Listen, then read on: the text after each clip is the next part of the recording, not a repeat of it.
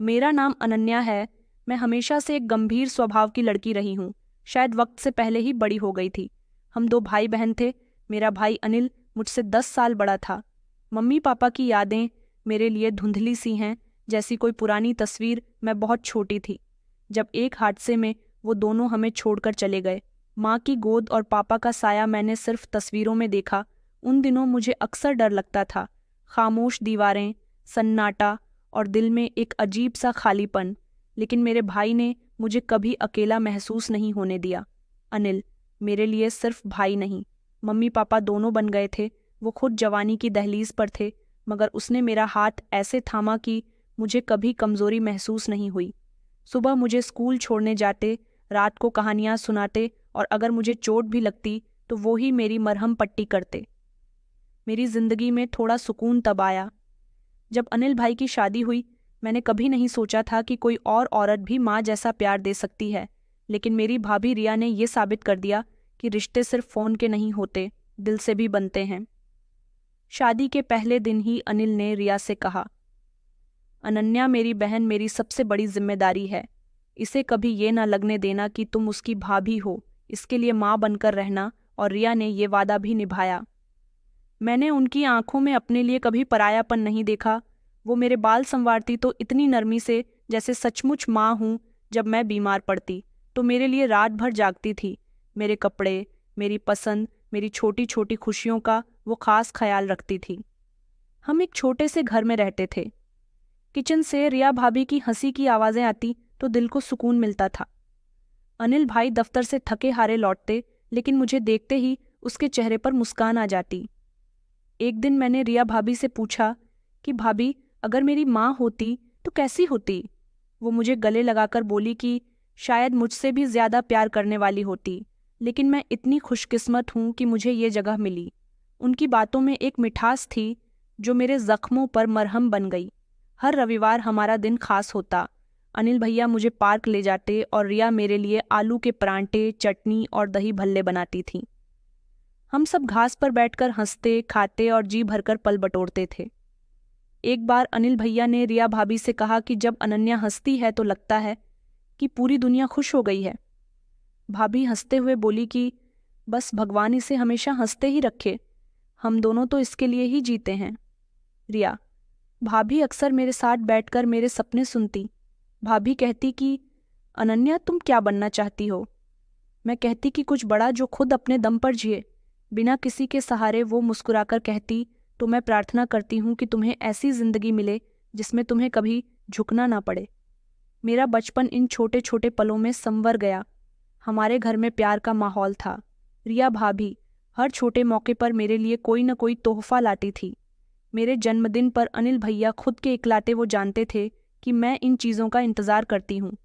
कभी कभी रात को मैं देर तक जागती तो देखती थी कि अनिल भैया और भाभी मेरे कंबल को ठीक कर रहे हैं। वो मेरे लिए एक पूरा परिवार थे। ये सब देखकर भी मेरी आंखों पर आंसू आ जाते थे। वो मेरे लिए एक पूरा परिवार थे।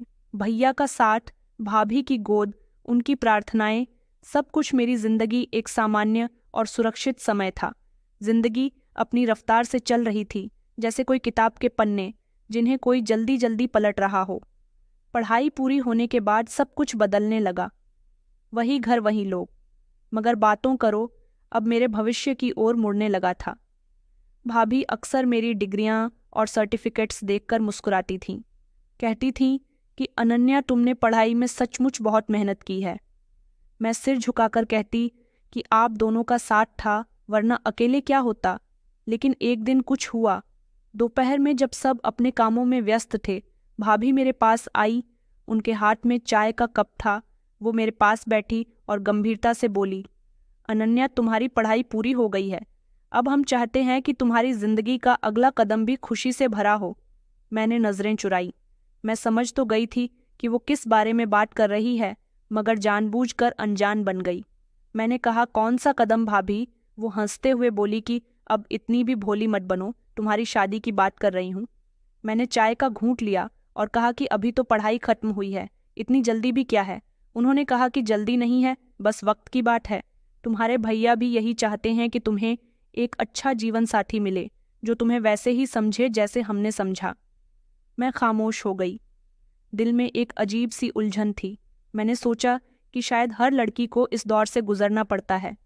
नए माहौल में खुद को रखने का ख्याल, नए रिश्ते में बंधने का डर मुझे डरा रहा था। कुछ दिन के बाद एक श्याम भैया के फ़ोन पर किसी का मैसेज आया। भाभी जल्दी से किचन से निकली और उनके साथ बैठ गई।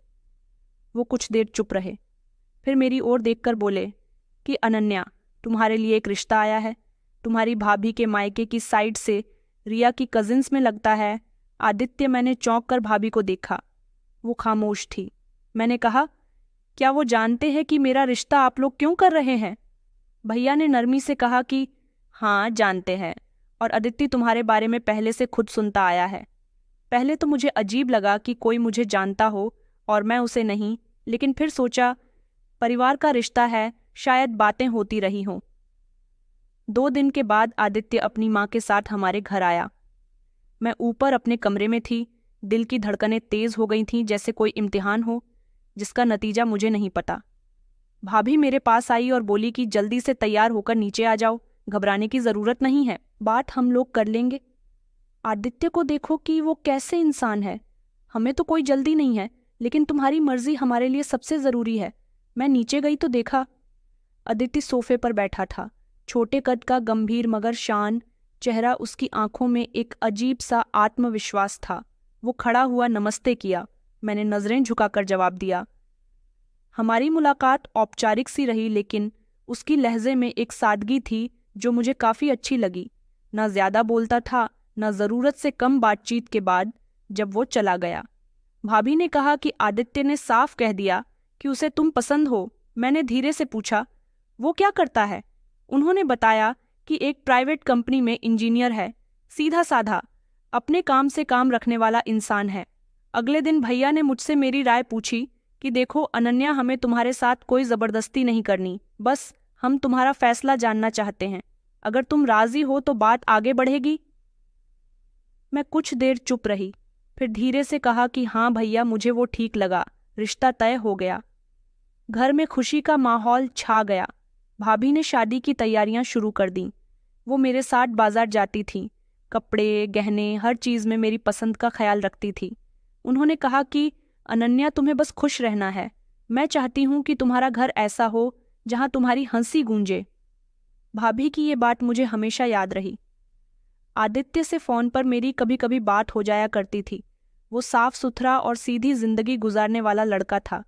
उसने कभी बातों में हद पार नहीं की थी। एक दिन उसने कहा कि अनन्या, मैं प्रार्थना करता हूँ कि हम दोनों एक दूसरे के लिए सुकून बने। शादी की तारीख तय हो गई। 6 महीने बाद की हमारी शादी की तारीख फिक्स हुई थी।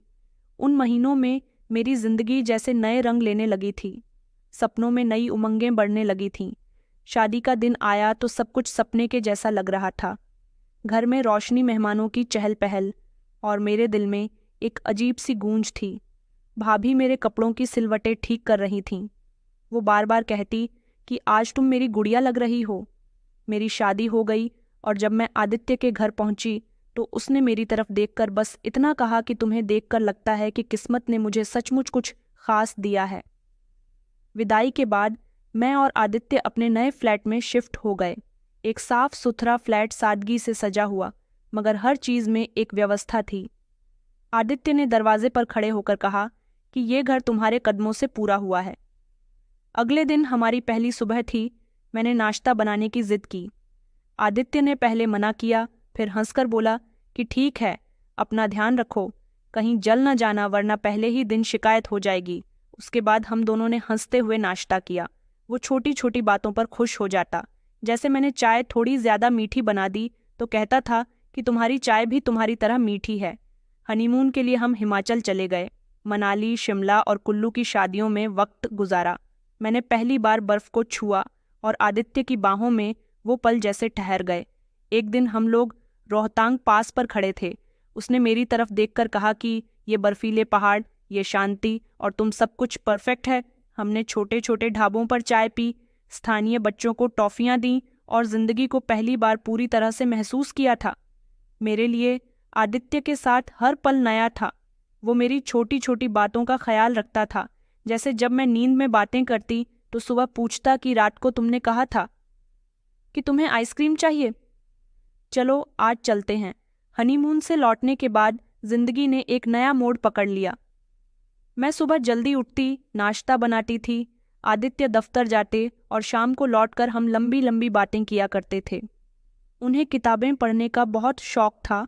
अक्सर रात को वो कुछ पढ़कर मुझे सुनाते थे। एक दिन वो कबीर के दोहे पढ़ रहे थे। मैंने कहा कि ये तो बहुत दुखी लाइन है। उसने फौरन कहा कि बस याद रखना, अगर मैंने कभी तुम्हें दुख दिया तो मैं वो पहला इंसान होगा जो तुम्हारा दिल हल्का करेगा। इसी दौरान भैया और भाभी ने पुणे शिफ्ट होने का फैसला किया। भैया की कंपनी ने वहाँ एक नई ब्रांच खोली थी और उन्हें वहाँ बड़ा रोल मिला था। शाम को भैया ने मुझे फ़ोन किया कि अनन्या, हम तुम्हें बहुत याद करते हैं, लेकिन हमें सुकून है कि तुम आदित्य के साथ खुश हो। भाभी ने भी मुझसे बात की और कहा कि मुझे खुशी है कि तुमने अपना घर बसा लिया है, अब तुम्हारा संसार आदित्य के साथ है। मैंने दिल ही दिल में प्रार्थना की कि जैसे मेरे भाई भाभी ने मेरे लिए सब कुछ किया, वैसे ही ऊपर वाला उनके लिए भी आसानियां पैदा कर दे। भैया के जाने के बाद घर में खालीपन सा लगने लगा, लेकिन आदित्य ने वो खालीपन भरने में देर नहीं की। एक शाम में किचन में थी, वो पीछे से आया, मेरी आंखों पर हाथ रखकर बोला कि बताओ मैं कौन? मैंने हंसकर कहा, कोई ऐसा जो मुझे चैन से सांस लेने नहीं देता। वो बोला, चैन से नहीं, प्यार से। हमारी जिंदगी का हर दिन एक नया रंग लाता था। आदित्य कभी कभी मेरे लिए छोटे छोटे तोहफे लाता था। एक बार वो एक सोने का पेंडेंट लाया था जिस पर मेरा नाम लिखा था। कहने लगा कि इस पर मुझे तुम्हारा नाम दिखा तो लगा जैसे तुम्हारा हिस्सा है। मैंने उसे पहन लिया और कहा कि अब मैं इसे कभी नहीं उतारूंगी। वो हंसकर बोला, बस फिर वादा करो कि मुझे भी अपने दिल से कभी नहीं निकालोगी। मैंने जवाब दिया कि पहले निकालने का मौका तो दो। वो जोर से हंसा। मैंने पहली बार सोचा, क्या हर औरत को इतनी आसानी से इतना प्यार मिलता है? मैं नहीं जानती थी कि किस्मत मेरे लिए क्या लेकर बैठी थी। उस वक्त बस इतना पता था कि आदित्य वो इंसान है जिसने मुझे फिर से जीना सिखाया। जिंदगी अपने रंगों में बह रही थी। सुबह की चाय, शाम की बातें, रात के किस्से। हमारी शादी को 6 महीने होने को आए थे। आदित्य के साथ हर दिन एक नया अनुभव था। वो जिंदगी को सादगी से जीता था, लेकिन उन दिनों मेरे शरीर और मन में एक अजीब सा बदलाव आ रहा था। थकान, चक्कर और मन का उदास रहना। पहले मैंने इसे मामूली समझा, लेकिन जब तबीयत बिगड़ने लगी तो आदित्य ने गंभीरता से कहा कि कल डॉक्टर के पास चलते हैं, कोई लापरवाही नहीं।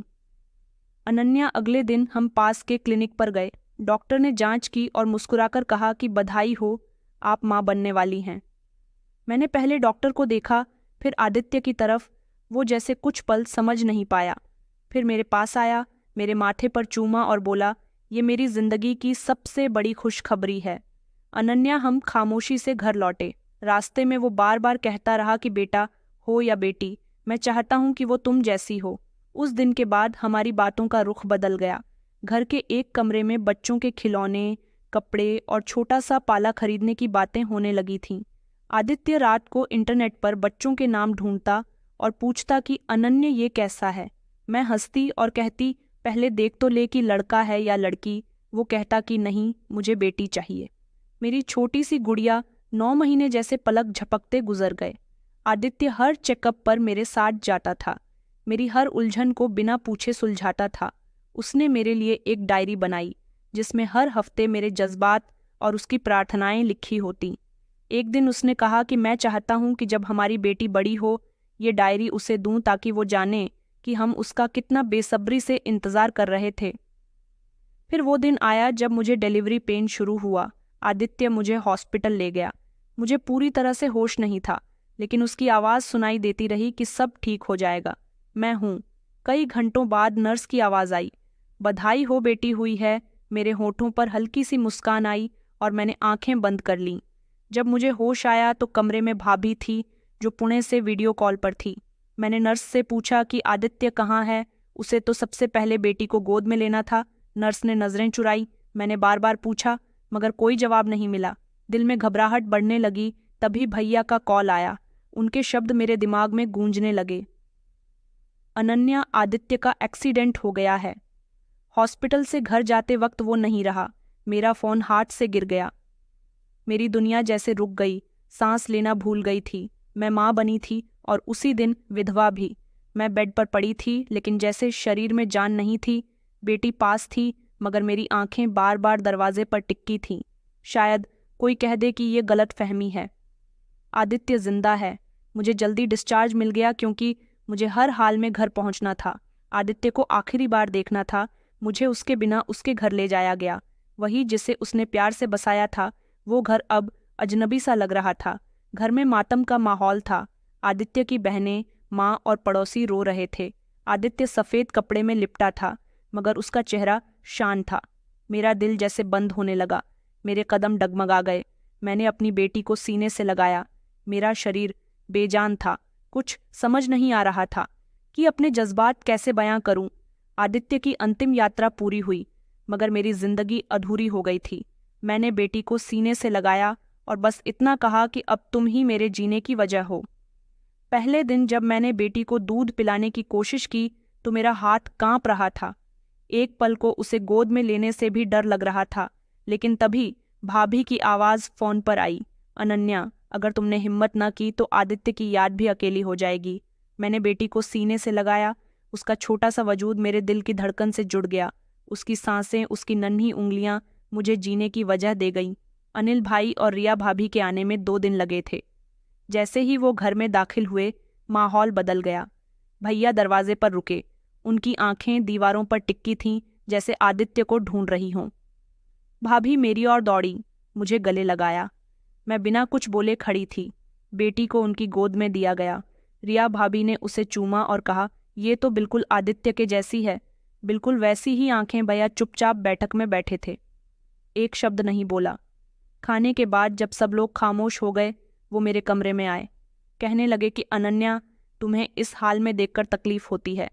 पुणे चलो, वहाँ पर हम सब हैं। तुम अकेली नहीं रहोगी। मैंने नज़रें झुकाई। अकेली तो अब भी नहीं हूँ।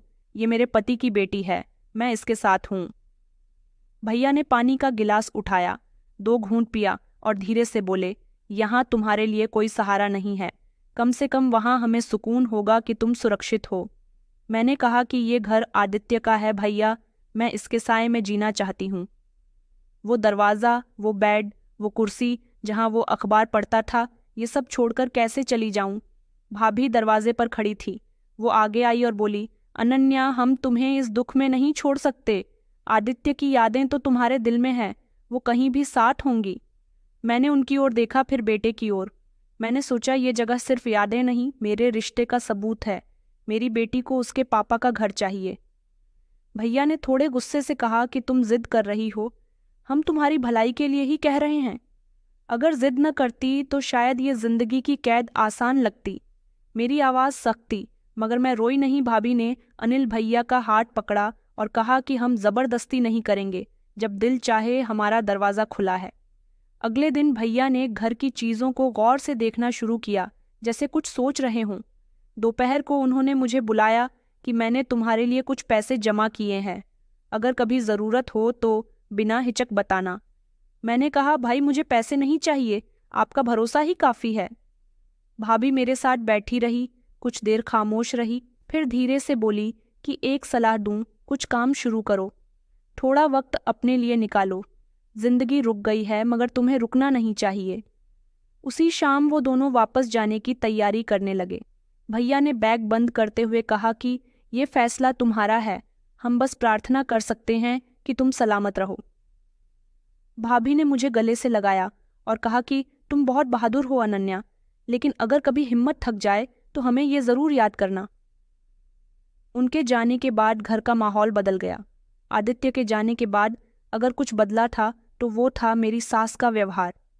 पहले जो वो मुझे बेटी कहती थी, हर काम में मेरा साथ देती थी, मेरे लिए प्रार्थना करती थी, मगर अब उनके चेहरे की रेखाएं जैसे बदल गई थीं। उनकी नज़रों में ठंडक की जगह अजनबियत आ गई थी। विधवा होने के बाद का समय शुरू हुआ तो उन्होंने मेरे कमरे का दरवाज़ा बाहर से बंद रखने को कहा। बोली कि बस अब तुम अंदर ही रहो। विधवा औरत की जिंदगी ऐसी ही होती है। मेरे दिल में सवाल उठा, क्या विधवा होना सिर्फ दुख का नाम है या सज़ा का? मगर मैंने खामोशी चुन ली।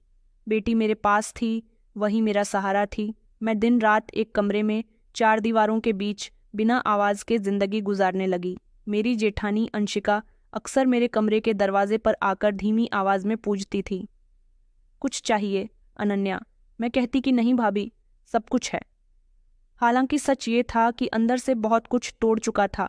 एक दिन सास कमरे में आई, सख्त लहजे में बोली, तुम अब विधवा हो चुकी हो, अब हंसी खुशी और रंग बिरंगे ख्यालों का वक्त नहीं, अब तुम्हारे लिए सफ़ेद साड़ी ही है। मैंने सिर झुकाकर कहा कि जैसा आप कहे मां जी। फिर वो मेरी बेटी को देखकर कुछ देर खामोश रही और एक ठंडी सांस लेकर कमरे से चली गई। अंशिका भाभी मेरी असल मददगार बनी। कभी दूध का ग्लास दरवाजे के नीचे रख देती, कभी बेटी के लिए झूला बनवा देती। एक दिन जब मैं बीमार पड़ गई थी तो रात में छुपकर वो मेरे कमरे में आई और मेरे माथे पर ठंडी पट्टियां रखी और बोली, मैं जानती हूँ कि तुम्हारे साथ क्या हो रहा है, लेकिन तुम अकेली नहीं हो। मैंने पहली बार अपने दिल की बात कही कि भाभी, मुझे लगता है जैसे मैं कोई कैदी हूँ, बस कुछ दिन और बाकी है। उसने मेरा हाथ थामा और कहा कि ये वक्त भी गुजर जाएगा नन्या, तुम जैसी लड़कियां कमज़ोर नहीं होती, बस खामोश रहती हैं। उन दिनों में मुझे काम करने की इजाज़त नहीं थी, मगर ताने और ठंडी नज़रें रोज़ का हिस्सा बन चुकी थी। मेरी ननंद अक्सर बाहर से आकर मेरे दरवाजे के पास खुसुर फुसुर करती थी, कहती थी कि कितने दिन हो गए हैं ऐसे कमरे में बंद हुए, शायद यही इसकी किस्मत है। एक दिन अंशिका ने मेरे लिए सब्जी की प्लेट भिजवाई। सास ने देख लिया और मेरी ओर बढ़कर बोली कि तूने अपनी सेवा के लिए भी किसी को मना लिया। अब नखरे दिखाने शुरू हो गए। मैंने कुछ नहीं कहा, बेटी को गोद में उठाकर एक तरफ को हो गई। अंशिका ने बाद में कहा, मैं उलझने नहीं आई, मैं बस यही चाहती हूँ कि तुम खुद को अकेला ना समझो। उस दौरान एक और वाक्य हुआ। घर में काम करने वाली बाई को सास ने अचानक हटा दिया। मुझसे कहने लगी कि अब घर में कोई खास काम नहीं, सब कुछ तुम करोगी। मैंने कहा, लेकिन अभी तो मैं पति के दुख से बाहर भी नहीं निकली। बेटी छोटी है, मुझे इसको संभालना होता है। तो वो बोली कि कमरा साफ करना, बच्चों के कपड़े समेटना, ये बाहर का काम नहीं। मैंने बेटी को झूले में लेटाया और चुपचाप काम में लग गई। शरीर थक जाता था, मगर मैंने कभी शिकायत नहीं की। अंशिका ने एक दिन कहा कि तुम हर बात बर्दाश्त कर लेती हो, ये तुम्हारी ताकत भी है और कमजोरी भी। मैंने जवाब दिया, भाभी, मैं अब किसी जंग में नहीं पड़ना चाहती, मेरे लिए मेरी बेटी ही काफ़ी है। उन आखिरी दिनों में मैंने सुना था कि सास मोहल्ले में कह रही थी, बहू तो थी मगर किस्मत का क्या बेटा गया, और ये लड़की अब हमारे सिर पर बोझ है। मेरे अंदर एक बार फिर चुभन सी उठी, मगर मैंने वो बात भी दिल में दबा दी थी। एक दिन अंशिका भाभी मेरे कमरे में आई और कहने लगी कि कल तुम आज़ाद हो जाओगी, भगवान तुम्हारी जिंदगी में आसानी दे। मैंने कहा, भाभी, अगर आप जैसा कोई न होता तो शायद मैं टूट जाती। अगली सुबह मैंने सबसे पहले भगवान के आगे हाथ जोड़कर उनका धन्यवाद किया। मेरी आंखों से आंसू नहीं निकले, मगर दिल में जैसे एक पत्थर उतर गया। अंशिका भाभी ने मुझे गले लगाकर कहा कि अब तुम्हें नई जिंदगी शुरू करनी चाहिए अनन्या। लेकिन मैं जानती थी कि नई जिंदगी सिर्फ समय पूरा होने से शुरू नहीं होती। ये तो एक नए सफ़र का आगाज़ था, जहाँ सवाल और जवाब दोनों मेरे हिस्से थे। समय पूरा होने के बाद मैंने सास के सामने कहा कि माँ जी, आपके कहने पर मैंने हर बात मानी, अगर अब इजाज़त हो तो थोड़ी देर आंगन में बैठ जाया करूं। उन्होंने मुझे ऊपर से नीचे तक देखा और सख्त लहजे में बोली कि अभी वक्त नहीं आया तुम्हारे लिए, खुली हवा में सांस लेने का समय तो पूरा हो गया, मगर शर्म भी बाकी है। मैंने नज़रें झुका लीं, वापस अपने कमरे में चली गई और बेटी को गोद में ले लिया। अगले दिन सुबह नाश्ते के बाद सास ने नौकरानी को दरवाजे पर ही रोक दिया। अब तेरे आने की ज़रूरत नहीं, जिसके लिए तू आती थी वो अब सब संभाल सकती है। नौकरानी ने हैरानी से मेरी ओर देखा, मैंने बस सर हिलाया। वो चुपचाप चली गई। किचन, बर्तन, कपड़े, झाड़ू और बेटी का ख्याल सब कुछ मेरे सर पर आ गया। नाश्ता बनाते वक्त चूल्हे की आंख तेज हो गई तो मेरा हाथ जल गया। मैंने आवाज़ निकाली तो सास किचन में आ गई। बोली, अभी तो काम शुरू हुआ है और इतनी जल्दी थकने लगी है, विधवा हो गई हो, अब यही तुम्हारी जिंदगी है। अंशिका भाभी जो किचन के दरवाजे पर खड़ी थीं, आगे बढ़ी। माचिस का हाथ जल गया। थोड़ा ख्याल करें। सास ने उन्हें घूर कर देखा कि तू ही तो है जिसने इसके नखरे पाल रखे हैं। पहले पति ने सर पर चढ़ाया, अब तू भी चढ़ा रही है। अंशिका भाभी खामोश हो गई। मैंने जख्म पर पानी डाला, दुपट्टा बांधा और काम में लग गई। अगले दिन अंशिका भाभी ने कहा कि अनन्या, मैं चाहती हूँ कि तुम रंगीन कपड़े पहनो, मन हल्का होगा, काफी समय हो चुका है। मैंने अलमारी से हल्का गुलाबी सूट निकाला, स्त्री की ओर पहन लिया। जैसे ही आंगन में निकली, मेरी नंदी बैठक में बैठी थी। एक ने दूसरे के कान में कुछ कहा और दोनों हंसने लगीं कि यही दिन रह गए थे। कल तक बंद कमरे में थी, आज रंगीन कपड़े। वाह भाभी वाह। मैं कुछ कहने ही वाली थी कि सास अंदर आ गई। मेरी ओर देखकर गुस्से से बोली, क्या यही दिखाने के लिए दुख खत्म होने का इंतजार किया? सफ़ेद कपड़ों का समय गया तो अब फैशन याद आ गया। मैंने कहा, माँ जी, ये कोई शौक का कपड़ा नहीं, अंशिका भाभी ने ही कहा था। मेरी सास ने कहा, तो क्या अब इस घर में अंशिका ही फैसला करेगी? मैं जिंदा हूँ और जब तक हूँ इस घर में विधवा के रंग सफ़ेद के सिवा कुछ नहीं होंगे। मैंने सूट उतारा, फिर से सफ़ेद साड़ी पहन ली और खुद को आईने में देखा। वही चेहरा, वही आंखें, मगर जैसे रोशनी बुझती गई हो। अंशिका भाभी शाम को मेरे पास आई और कहने लगी कि माफ़ करना, मेरा सुझाव तुम्हारे लिए परेशानी बन गया। मैंने कहा, भाभी, शायद ये घर मुझे एक ही रंग में देखना चाहता है। दिन गुजरते गया और काम का बोझ बढ़ता गया। सुबह की चाय से लेकर रात के बर्तनों तक हर काम मेरे जिम्मे था।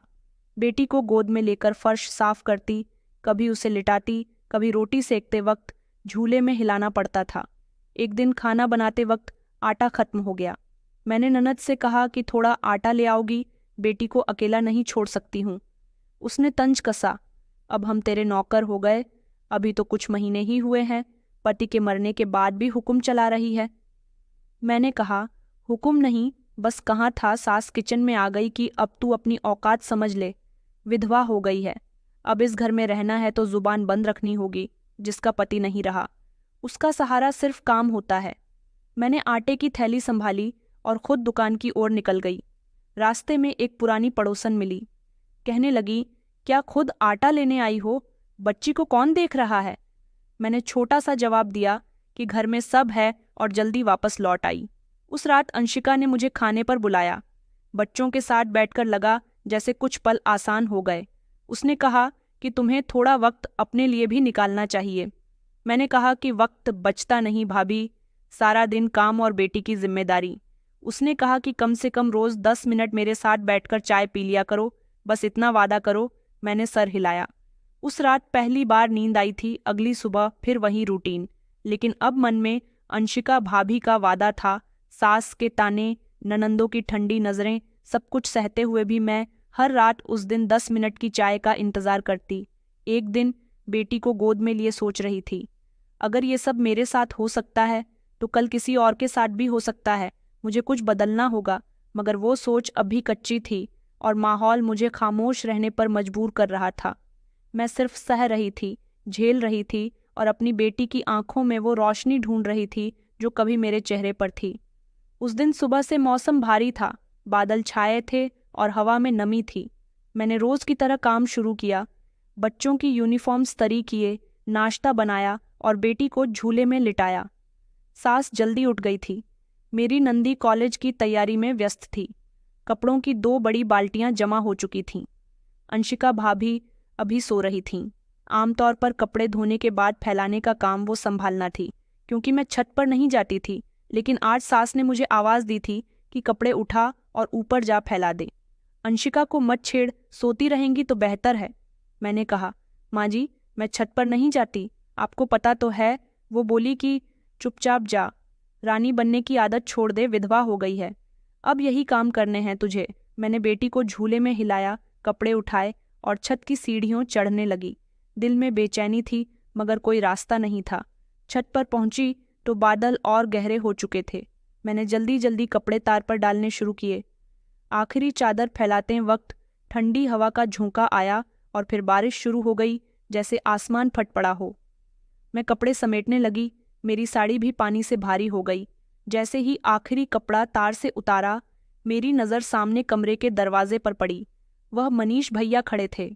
सास के छोटे बेटे मेरे देवर जी जो मुझे घूर रहे थे, उनकी आंखों में जो कुछ था वो बर्दाश्त से बाहर था। वो मुस्कुरा रहे थे, वो मुस्कान के रूह में जहर घोलते। मैंने फौरन नजरें नीचे की कपड़े उठाए। खुद को संभालना और भागती हुई नीचे आ गई। सीढ़ियां उतरते ही सास सामने आ गई। मेरी सांस फूल रही थी। कहने लगी कि क्या हुआ, ऐसे क्यों भाग रही हो, कपड़े कहाँ हैं? मैंने हिम्मत करके कहा कि मांझी मनीष भैया ऊपर थे, मुझे अजीब नज़रों से देख रहे थे। मेरी नंदे कमरे से निकल आई। अंशिका भाभी भी आ चुकी थी।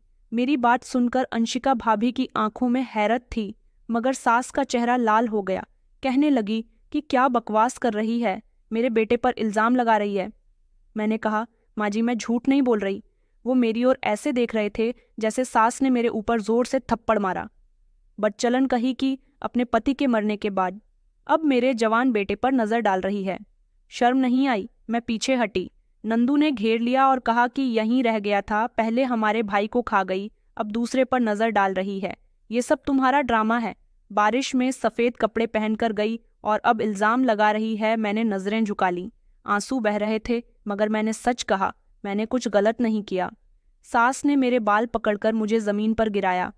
निकल बाहर, ये कपड़े संभाल और शराफत से रहना सीख। अंशिका भाभी ने बीच बचाव की कोशिश की कि माँ जी बस करें, बेटी भी देख रही है। सास बोली कि यही तो खतरा है, कहीं ये बच्ची भी अपनी माँ के जैसी न बन जाए। मैंने खुद को समेटा, कपड़े उठाए और खामोशी से कमरे में चली गई। बेटी झूले में थी, उसकी आंखों में नींद थी, मगर माहौल का शोर उसे डरा चुका था। मैंने उसे सीने से लगाया और खुद से कहा कि अब जो भी सहना है तेरे लिए सहना है। कमरे की बंद हवा में मेरा दिल धड़क रहा था, पर डरते तो लगता कि मनीष फिर से ना आ जाए। मैंने अंदर से कुंडी लगा ली थी। रात को खाने के वक्त में नीचे नहीं गई। सास ने दरवाज़ा पीटा और कहने लगी कि नीचे आ, भूखी रहेंगी तो हमें मत कहना, और कल से सारे काम तेरे ही हैं। मैंने जवाब नहीं दिया, बस बेटी के हाथ थामे रही। वो मेरी ढाल थी, मेरा सबूत थी। उस रात जब सब सो गए, मैंने कहा कि हे भगवान, सच बोलने की ये सज़ा क्यों? जो नज़र मुझ पर पड़ी वो इल्ज़ाम मेरे नाम लगा। ये कैसा इंसाफ है? दरवाजे पर हल्की सी दस्तक हुई। मैं कांप गई, मगर दरवाज़ा नहीं खोला। सिर्फ दिल में एक प्रार्थना थी कि मेरी बेटी को इस घर की नज़रों से बचा लेना। उस रात कमरे की कुंडी बंद थी, मगर दिल बेचैन था। मैं बार बार उठकर दरवाज़ा चेक करती, फिर बेटी के पास बैठ जाती। बाहर खामोशी थी, मगर मेरे दिल में शोर था। मैं सुबह सवेरे 5 बजे उठती थी। ये वो वक्त था जब मैं अक्सर प्रार्थना के लिए उठती थी, एक आदत जो शादी के बाद और पक्की हो गई थी।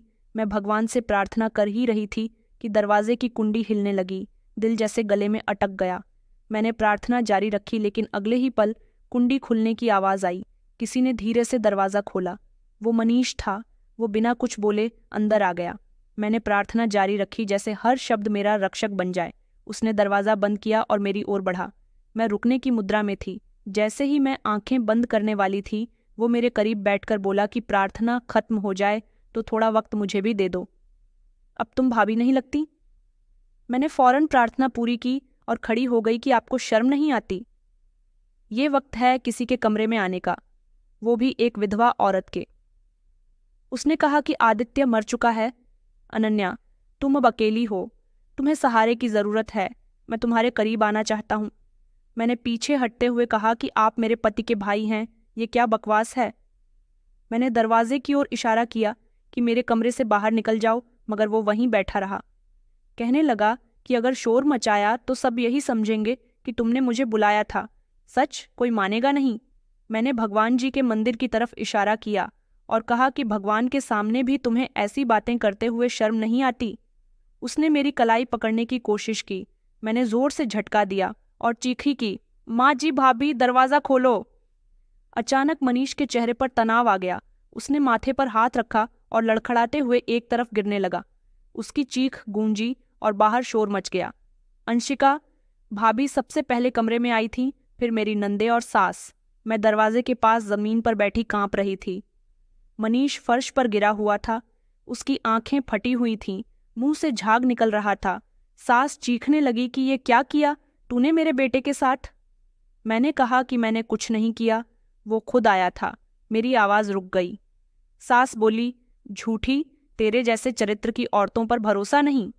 अंशिका भाभी ने मनीष को देखा और कहा कि इसे हॉस्पिटल ले चलो, शायद हार्ट अटैक है।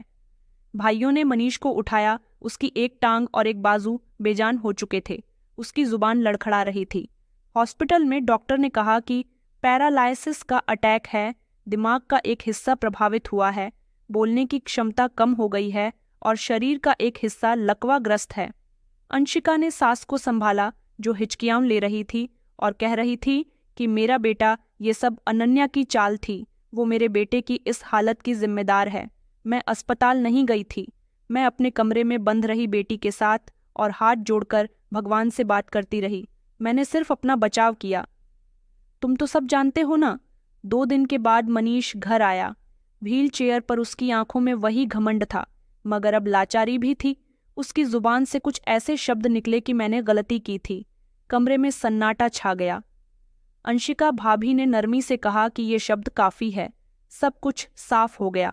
मैं सामने नहीं गई थी, दीवार के पीछे से सुना था। सच अपनी पहली झलक दिखा चुका था। जुल्म की जुबान बंद हो गई थी, मगर इल्जाम के निशान अभी भी बाकी थे। मनीष की व्हीलचेयर जब घर में दाखिल हुई तो एक पल के लिए सब खामोश हो गया। वो जो कभी छत पर खड़ा आवाजें लगाता था, अब नजरें झुकाए बैठा था। हाथों की हरकत खत्म हो चुकी थी। जुबान से मुश्किल से शब्द निकल पा रहे थे। सास ने डॉक्टर की रिपोर्ट खोली। ऊंची आवाज में पढ़ी कि left side paralysis limited speech function. उसे पकड़कर वह अचानक चुप हो गई। अंशिका भाभी ने रिपोर्ट दोबारा पढ़ी और ठंडी सांस भरी। ये तो लंबा मामला है। पूरी रिकवरी की भी संभावना कम है। कमरे में सब खामोश थे। कोई कुछ बोलने को तैयार नहीं था। मैं अपने कमरे के एक कोने में बेटी को गोद में लिए सुन रही थी। मेरी आंखें बंद थीं, मगर दिल में जैसे कुछ बार बार दोहराया जा रहा था। मुझे पता था कि सच खुद बोलेगा, उसके शब्दों की जरूरत नहीं। उसी रात अंशिका भाभी मेरे पास आई। उनके चेहरे पर गहरी गंभीरता थी। उन्होंने दरवाज़ा धीरे से बंद किया और बिस्तर पर बैठ गई। कुछ देर चुप रही, फिर बोली कि अनन्या, मुझे तुमसे एक सच कहना है जो मैं सालों से छुपाती आई हूं। मैंने चौंक कर उनकी ओर देखा। मनीष शुरू से ही ऐसा था। उसकी नज़रों में हमेशा बेचैनी, ज़रूरत से ज़्यादा दिलचस्पी और गलत इरादे थे। मेरी शादी के बाद उसने मुझ पर भी हाथ डालने की कोशिश की थी। मेरी सांसें रुक गईं। मैंने कहा, फिर आपने कुछ कहा क्यों नहीं? माँ जी से मना किया था। कहाँ था? परिवार की इज्जत का सवाल है। मैं चुप हो गई। फिर बच्चे हुए और खामोशी आदत बन गई। लेकिन अब खामोशी टूट गई है, क्योंकि वो हद पार कर चुका है। तुम पर हाथ उठाना, तुम्हारी इज्जत पर सवाल उठाना, ये मेरे लिए बर्दाश्त से बाहर है। मैंने पूछा, तो आप क्या करोगी? भाभी, मैं जा रही हूँ। अपने बच्चों को लेकर इस घर से जा रही हूँ, अब और नहीं। अगली सुबह जब अंशिका ने सामान बांधना शुरू किया तो सास का चेहरा उतर गया। क्या कर रही हो? कहाँ जा रही हो? अंशिका भाभी बोली कि जिस बेटे को आपने हमेशा बचाया, उसकी वजह से आज ये दिन देखना पड़ा। मैं और बर्दाश्त नहीं कर सकती। सास ने कहा कि मनीष बीमार है, अब तुम ही उसका सहारा हो। अंशिका बोली कि जब मनीष ने अनन्या पर हाथ उठाया तब किसका सहारा था? तब आपको क्यों याद नहीं आया कि आपकी बहू भी किसी की बेटी है? सास ने नजरें झुका लीं, हाथ जोड़कर बोली कि बच्चों का सोच लो, मत जाओ। अंशिका ने कहा, मैं बच्चों को इसीलिए ले जा रही हूँ ताकि उन्हें बेहतर माहौल दे सकूं। मैं नहीं चाहती कि वो देखें कि औरत कब तक चुप रहती है। अंशिका के जाने के बाद घर सूना हो गया। मनीष व्हील चेयर पर बैठा दरवाजे की ओर देखता रहा, जैसे किसी का इंतजार कर रहा हो, मगर कोई वापस नहीं आया। सास कुछ ही दिनों में बूढ़ी लगने लगी। बाल सफ़ेद, चेहरा बेरौनक। कभी मेरे कमरे के बाहर खड़ी रहती, कभी अंशिका को फ़ोन करती जो कभी नहीं उठता। एक दिन वो मेरे पास आई। उनकी आवाज़ में पहली बार नरमी थी। अनन्या, तूने जो कहा वो सच था। मैं मानती हूँ मैंने तुझ पर जुल्म किया। मैंने कहा, मानने से क्या फ़र्क माँ जी, वक्त निकल चुका है। वो बोली कि बस एक बात कह दूँ, मैं रोज़ मनीष को मंदिर के दरवाजे पर व्हील चेयर में बिठा देती हूँ ताकि लोग उसके लिए प्रार्थना करें। शायद भगवान उसे माफ़ कर दें। मैंने कहा, भगवान सब देखता है माँ जी, और उसका इंसाफ पूरा होता है। वो वहाँ से खामोशी से चली गई। उनकी पीठ झुकी हुई थी, जैसे वक्त के बोझ ने उन्हें थका दिया हो। उस दिन के बाद से सास की आंखों में अक्सर नमी दिखती। मनीष दरवाजे पर बैठा रहता, आसपास खेलते बच्चों को देखता, मगर उनकी हंसी उस तक नहीं पहुंचती। वो व्हील चेयर पर बेसुध बैठा रहता और सास मंदिर के बाहर लोगों से प्रार्थना करती थी। हर आने जाने वाले की आंखों में सवाल होता और जवाब वो अपने अंदाज में दे देती थी। घर में अब भी खामोशी थी, मगर वो अब बंदर तक नहीं जाती थी। मैंने कमरे की दीवारों से नजरें हटाना शुरू कर दिया। मेरी सोच बदलने लगी। अंशिका भाभी जा चुकी थी और मैं जानती थी कि अगर मैं अब ना बदली तो मेरी बेटी भी इस ठहरे हुए माहौल में बड़ी होगी। मुझे वो नहीं चाहिए था। मुझे उसके लिए एक नया आगाज चाहिए था। एक दिन सास कमरे में आई। उनके हाथ में एक पुराना एल्बम था। उन्होंने मेरे सामने रख दिया और कहने लगी कि आदित्य की तस्वीरें हैं, शायद तुम रखना चाहो। मैंने एल्बम खोला। हर तस्वीरें एक कहानी थीं। आदित्य का हंसता चेहरा, उसकी बाहें, उसके शब्द, सब जिंदा हो गए। मैंने तस्वीर के पीछे लिखा पढ़ा कि अनन्या के साथ हर दिन मेरी खुशकिस्मती है। मेरी आंखें भीग गईं, मगर दिल में कड़वाहट नहीं थी। मैंने सास की ओर देखा और कहा कि तस्वीरें रखने का मतलब माफ करना नहीं होता। वो बोली, मैं जानती हूँ, मगर चाहती हूँ कि शायद एक दिन तुम नरम हो जाओ। मैंने कहा, माँ जी, नरम होना और माफ करना दो अलग बातें हैं। जिस दिल पर हाथ उठा वो हाथ भूल सकता है, मगर वो पल नहीं। वो बोली, तो कुछ तो कह बहू, तू क्या चाहती है? मैंने कहा, मैं अपनी बेटी के हिस्से की संपत्ति चाहती हूँ। वो आदित्य की बेटी है, उसका हक कोई नहीं छीन सकता। सास ने चौंक कर मुझे देखा। संपत्ति? मैंने कहा कि हाँ, आदित्य हिस्से की पूरी जानकारी चाहिए। मैं कानूनन उसकी वारिस हूँ और उसका हक बचाकर रखना चाहती हूँ। वो खामोश हो गई। अगले दिन मैंने भैया को फ़ोन किया। कानूनी प्रक्रिया शुरू हुई। कुछ पुराने कागजात निकाले गए, कुछ कोर्ट के चक्कर लगे, मगर आखिरकार मुझे आदित्य की संपत्ति का कानूनी हिस्सा मिल गया। मैंने वो रकम संभाली अपने लिए नहीं, अपनी बेटी के लिए और उन औरतों के लिए जो खामोशी से टूट जाती हैं। मैंने पास के इलाके में एक पुराना खाली मकान देखा। वो जगह साधारण थी, मगर मेरी नज़र में वो एक नया पेड़ था जिस पर छाया देने वाले पत्ते उगने थे। मैंने वहाँ एक स्कूल खोलने का फैसला किया, एक ऐसी जगह जहाँ विधवा या बेसहारा बच्चियाँ पढ़ सके, खुद को संवार सके, जीने की वजह पा सके। मैंने उस स्कूल का नाम नया उजाला रखा। पहले दिन सिर्फ 3 बच्चियाँ आईं, एक 7 साल की अनाथ बच्ची, एक विधवा जिसका पति नशे की लत में मर गया था, और एक लड़की जिसे सौतेली माँ ने घर से निकाल दिया था। मैंने उन्हें चाय पिलाई और कहा कि ये स्कूल आज से तुम्हारा है। यहाँ सिर्फ पढ़ाई नहीं, हिम्मत भी सिखाई जाएगी। वक्त गुजरता गया, स्कूल बढ़ता गया। मैंने एक छोटा सा अनाथालय भी बनाया, एक कमरा जहाँ बच्चे सोते, एक किचन जहाँ खाना बनता, और एक छोटी लाइब्रेरी जहाँ कुछ पुरानी किताबें रखी थीं। मेरी बेटी अब बड़ी हो रही थी। वो स्कूल जाने लगी थी और शाम को मेरे साथ बच्चों को कविताएं सुनाती थीं। एक दिन सास स्कूल के दरवाजे पर आई थी। वो मनीष को व्हील चेयर पर ले आई थी और बाहर खड़ी रही। वो धीरे से बोली, यही स्कूल है, लोग कहते हैं यहाँ सुकून मिलता है। मैं दरवाजे पर रुकी। ये जगह हर उस इंसान के लिए है जिसका दिल साफ हो, जो कुछ सीखना चाहता हो, कुछ बदलना चाहता हो। मनीष की जुबान अब भी साथ नहीं देती थी, मगर उसकी आंखों से लगता था जैसे वो कुछ कहना चाहता हो, शायद माफ़ी, शायद पछतावा। मैंने कहा कि माफ़ी दिल से दी जाती है माँ जी। मेरा दिल अभी भी जख्मी है, वक्त मरहम है, मगर हर जख्म का निशान रहता है। वो बोली, तो कुछ तो दे दो, कम से कम प्रार्थना। मैंने आंखें बंद करके कहा कि भगवान अगर माफ़ करना चाहे तो मेरी तरफ से नहीं, बल्कि अपनी तरफ से करे। मैं किसी को सज़ा या माफ़ी देने की मालिक नहीं। मैंने दरवाज़ा बंद नहीं किया, मगर उनकी वापसी का इंतज़ार भी नहीं किया। बेटी ने मेरा हाथ पकड़ा और अंदर ले गई। बोली, मम्मी, आज मैंने सबको एक कविता सुनाई। सबने तालियां बजाई। मैंने उसे गले लगाया और कहा कि बस यही काफ़ी है, तेरे पापा की आत्मा को यही सुकून देगा। अब मैं सच के साथ खड़ी थी, कमज़ोर नहीं, अकेली नहीं, बल्कि एक नई जंग का विजेता जिसने खुद को बचाकर दूसरों को पनाह देना सीख लिया था।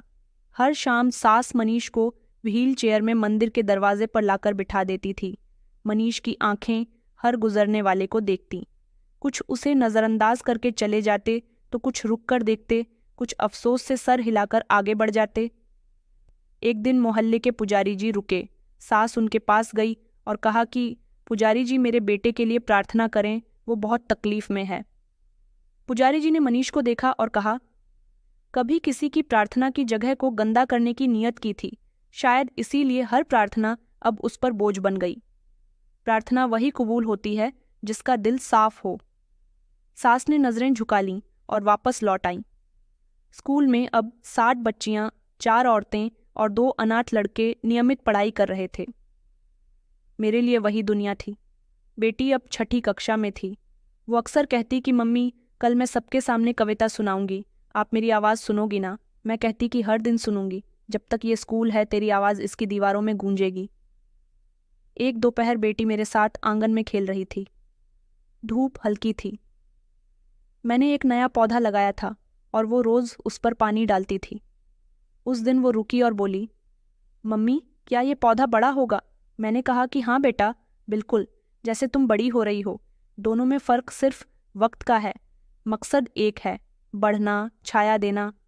उसी शाम एक औरत आई, चादर में लिपटी, आंखों में थकान। उसने दरवाजे पर कहा कि अब विधवाओं को भी यहाँ जगह मिलती है। मैंने कहा, ये जगह उन सब के लिए है जिनके पास इज्जत है मगर सिर छुपाने की जगह नहीं। मैंने उसे अंदर बिठाया, पानी दिया और खाली कमरा दिखाया कि ये जगह तुम्हारी है, जब तक चाहो तुम रहो। औरत थोड़ा रोई, फिर चुप हो गई। उसकी आंखों में वही खालीपन था जो कभी मेरी आंखों में था। बेटी मेरे पास आई, मेरे गले में बाहें डाली। मम्मी, आप सबकी माँ बन गई है। मैंने कहा कि नहीं, मैं वो बन गई हूँ जो किसी की चुप्पी को सुन सकती है।